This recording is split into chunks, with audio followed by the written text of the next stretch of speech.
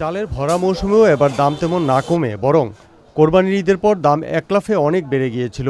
দাম কমাতে ভারত থেকে চাল আমদানির ব্যবস্থা করে সরকার, ফলে চালের দাম আর বাড়েনি, তবে কমেও নি। ইন্ডিয়ান চাল আসাতে দাম আসলে ওই 8 আনা 20 পয়সা 1 টাকা এরকম কমছে কেজিতে, কিন্তু যেটা বাড়ছে কেজিতে 5 টাকা 6 টাকা ওই পরিমাণে কমে নেই। বেশি পরিমাণে দেশে ইন্ডিয়ান চালটা ঢুকে তাহলে দেশি চালের বাজারটা একটু কমবে আমরা আশা করি। আমরা তো আর চাল বানাই না, ধান থেকে চাল বানাই না যে আমরা বাড়াবো কমাবো। যারা কোম্পানিগুলো আছে তাদের হাতেই তো সব। যখন বেশি উৎপাদন হবে তখন দাম কমাবে, এটাই নিয়ম, এটাই জনগণের পাওয়ার উচিত, এটাই জনগণের অধিকার।